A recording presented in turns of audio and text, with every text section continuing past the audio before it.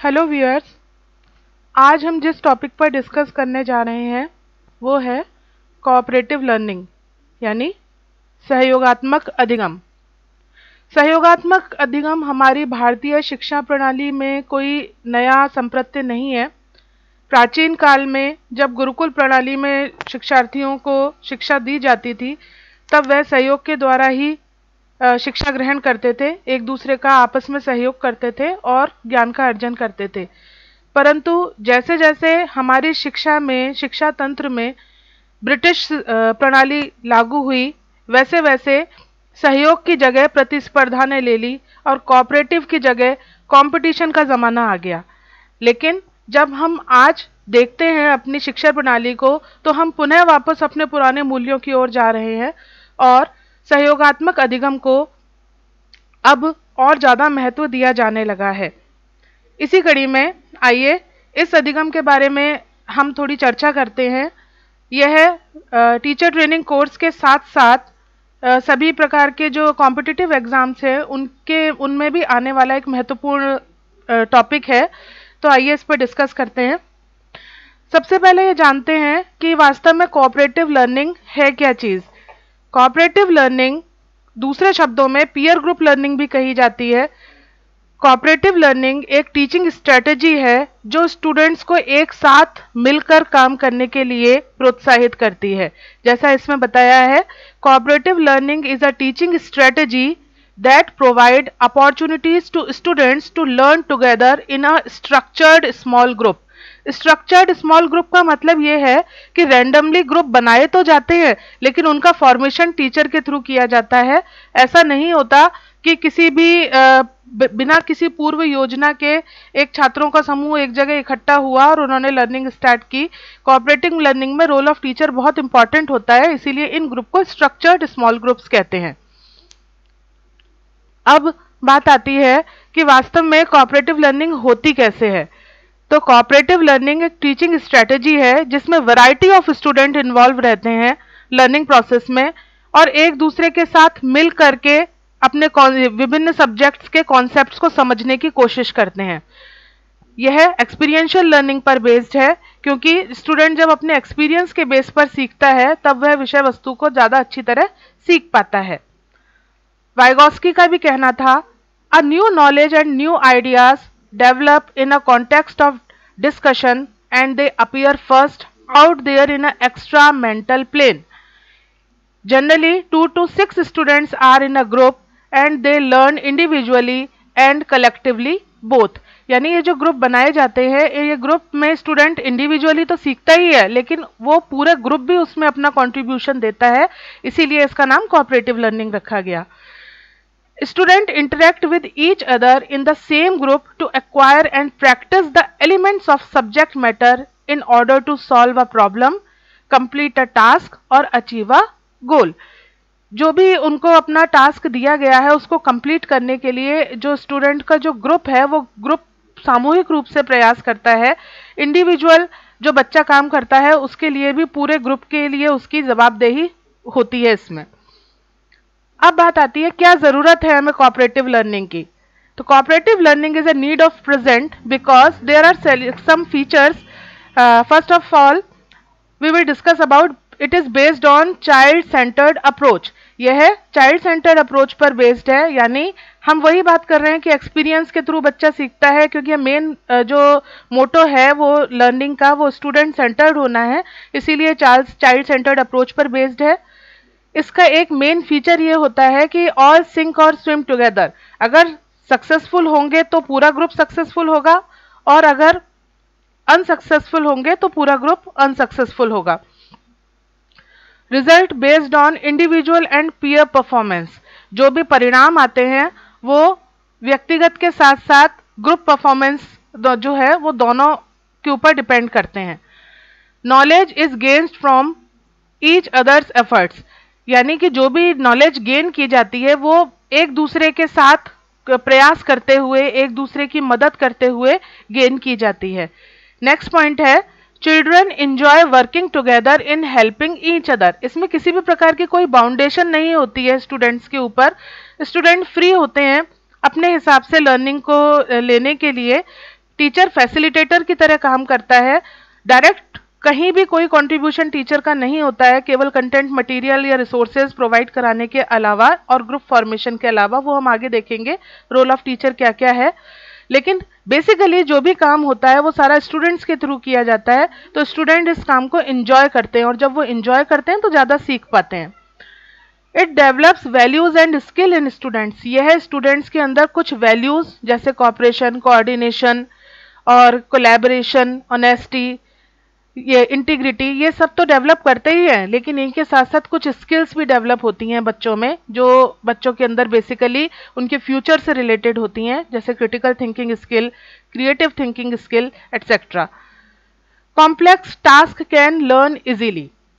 Cooperative learning के through कठिन topics या कठिन विषयों को भी आसानी से समझाया जा सकता है, क्योंकि ये बच्चे एक दूसरे के साथ मिलकर सीखते हैं, तो खेल खेल में वो कठिन कॉन्सेप्ट को भी आसानी से सीख पाते हैं।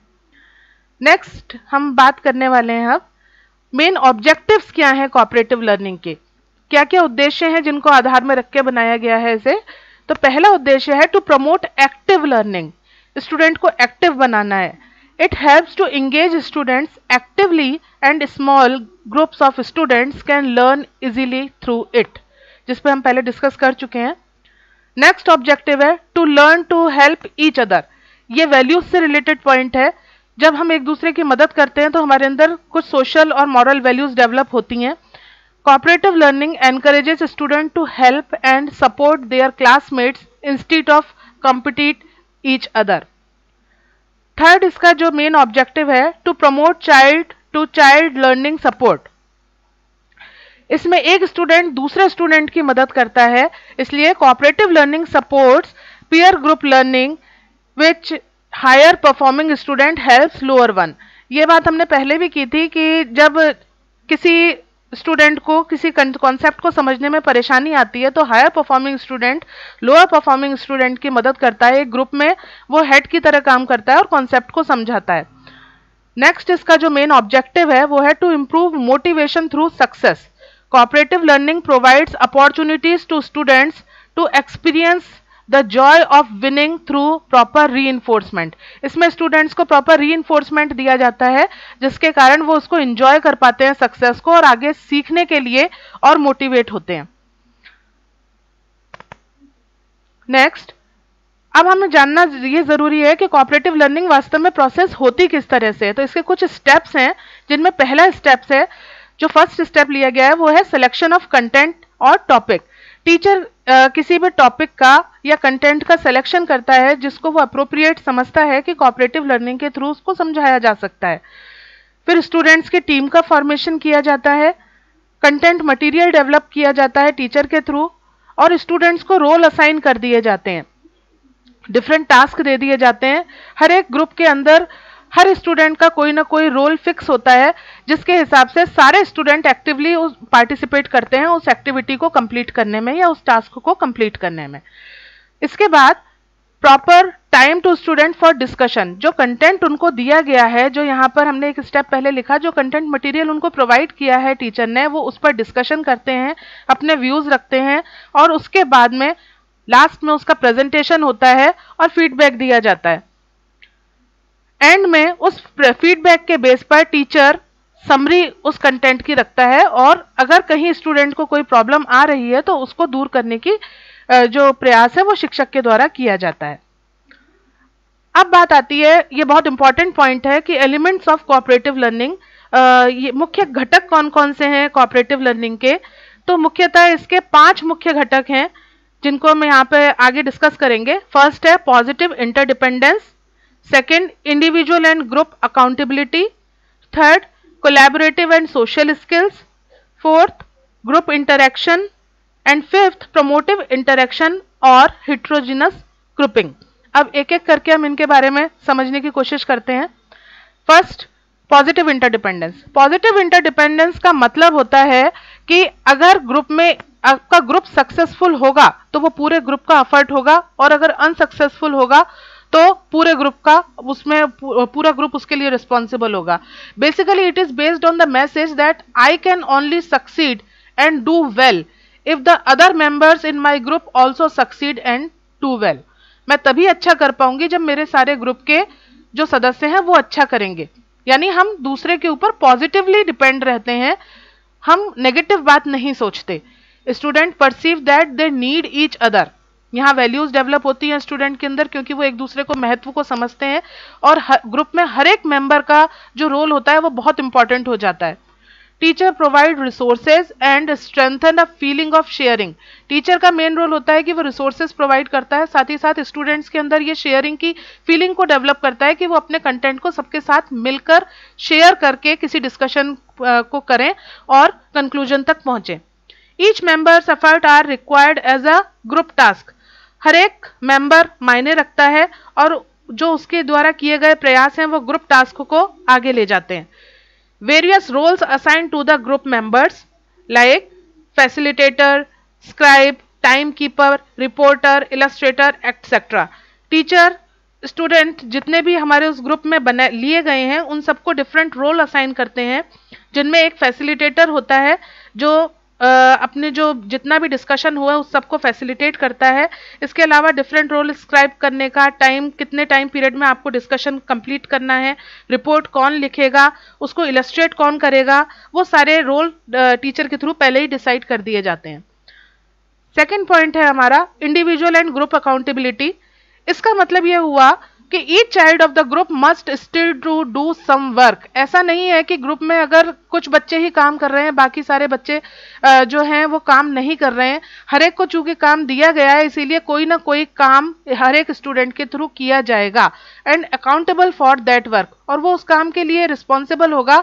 अगर ग्रुप सक्सेसफुल होता है तो उसी की अकाउंटेबिलिटी होगी, अगर वो अनसक्सेसफुल भी होता है तो भी वो उसके लिए जिम्मेदार माना जाएगा। Any member of group can be called randomly. जब प्रेजेंटेशन लिया जाएगा तो प्रेजेंटेशन लेते समय में किसी भी स्टूडेंट को, ग्रुप मेंबर को रैंडमली बुला लिया जाएगा। ऐसा नहीं है कि स्पेसिफिक होगा कि कुछ सर्टन मेंबर्स ही आकर के प्रेजेंटेशन देंगे, बाकी को मौका नहीं मिलेगा। तो यहाँ हर एक इंडिविजुअल को अपने आप को परफॉर्म करने का इक्वल चांस मिलता है। Each child plays an important role in group work, they sink और स्विम टुगेदर, ये हम पहले डिस्कस कर चुके हैं। Every member of the group is responsible for success और unsuccess of the whole group. Next, collaborative and social skill. इसका मतलब यह हुआ कि जब स्टूडेंट एक ग्रुप के अंदर काम करते हैं तो वो एक दूसरे के ऊपर प्रॉपर विश्वास भी करते हैं कि जो काम कर रहे हैं वो उस प्रॉब्लम को सॉल्व कर पाएंगे जो दी गई है टीचर के थ्रू। इस बीच में अगर उनके बीच में कोई कॉन्फ्लिक्ट आते हैं तो वो उन सबको भी दूर करते हुए अपने गोल तक पहुंचते हैं। Student work together and trust on each other, they resolve their conflicts and achieve their common goal. Cooperative learning develops collaborative and social skills. ये स्टूडेंट के अंदर कुछ सोशल स्किल्स डेवलप करती हैं, जिनमें बहुत इंपॉर्टेंट स्किल्स हैं लीडरशिप, क्योंकि ग्रुप का एक इंचार्ज बनाया गया है इसलिए लीडरशिप क्वालिटी डेवलप होती है। ग्रुप अपने आप डिसीजन लेता है इसलिए डिसीजन मेकिंग स्किल डेवलप होती है। Trust building, communication, conflict management, इसके लिए बहुत इंपॉर्टेंट स्किल है कॉन्फ्लिक्ट मैनेजमेंट स्किल, क्योंकि जब हम ग्रुप में काम करते हैं तो सबसे बड़ी प्रॉब्लम यही आती है कि ग्रुप के सभी मेंबर्स हमारी बात से सेटिस्फाई हो, ये कोई ज़रूरी नहीं होता, लेकिन हमें कॉमन गोल तक पहुंचना है, इसलिए कॉन्फ्लिक्ट मैनेजमेंट स्किल हमारे अंदर डेवलप होती है जो हमें डेली लाइफ की प्रॉब्लम को या वर्क प्लेस पर आने वाली प्रॉब्लम को सॉल्व करने में बहुत मदद करती है। इसके बाद है group interaction. Group member reflects on their learning process and improve their performance. Group interaction का मतलब जो भी स्टूडेंट्स ने परफॉर्म किया है वो अपनी लर्निंग प्रोसेस का सेल्फ रिफ्लेक्शन करते हैं और देखते हैं कि वो अपनी परफॉर्मेंस को किस तरीके से इम्प्रूव कर सकते हैं। Group members discuss about their achievement of goals and maintain effective working relationship. They reflect on pros and cons, यानी पॉजिटिव और नेगेटिव दोनों एस्पेक्ट पर चर्चा की जाती है। They learn to manage their behaviour and take decisions. Promotive interaction और हेट्रोजीनस ग्रुपिंग का मतलब हुआ, प्रोमोटिव इंटरेक्शन का मतलब है student assist each other and solve problem for a given task, जबकि हेट्रोजीनस ग्रुप का मतलब यह है कि ग्रुप में कोई भी जो मेंबर हैं वो स्पेसिफिक पर्टिकुलर किसी क्राइटेरिया या पैरामीटर को ध्यान में रखकर नहीं बनाए जाएंगे, वो रैंडमली लिए जाएंगे। Group can be arranged either randomly और based of gender, past achievement level और एनी अदर पैरामीटर। अब नेक्स्ट बात आती है कि इसमें टीचर का रोल क्या है। जो हमने पहले बात की थी, रोल ऑफ टीचर बहुत इंपॉर्टेंट है। ये स्टूडेंट्स को सबसे पहले तो ग्रुप असाइन करता है, ग्रुप का फॉर्मेशन करता है, ये एकेडमिक ऑब्जेक्टिव स्टूडेंट्स को बताता है, प्लानिंग फॉर मटेरियल ये टीचर का रोल है, assign various roles to students, explain task to students, supervision और monitoring of whole process, act as a facilitator और गाइड, फीडबैक एंड रीइंफोर्समेंट। ये लास्ट जो सबसे इंपॉर्टेंट काम है वो टीचर के थ्रू किया जाता है। अब बात आती है एडवांटेजेस क्या है, क्यों इस मेथड को काम में लिया जाए। तो सबसे पहला एडवांटेज है कि इससे एकेडमिक लेवल जो है वो बहुत इंक्रीज होता है, साथ ही साथ स्टूडेंट के अंदर क्रिटिकल थिंकिंग की एबिलिटी डेवलप होती है, स्टूडेंट एक्टिव बनते हैं, इंक्रीज्ड मोटिवेशन और रिटेंशन होता है, और वेरियस लर्निंग एक्सपीरियंस होते हैं स्टूडेंट्स को, सोशल बिहेवियर बहुत अच्छा होता है उनका, सेल्फ कॉन्फिडेंस और सेल्फ एस्टीम डेवलप होती है, गुड कम्युनिकेशन स्किल डेवलप होती है, कोऑर्डिनेट करना सीख जाते हैं एक्टिविटीज के बीच में, और रिफ्लेक्टिव और क्रिएटिव थिंकिंग इनके अंदर डेवलप होती है। Thank you. इसी के साथ हम अब आगे किसी दूसरे टॉपिक पर हम फिर भविष्य में फिर चर्चा करेंगे।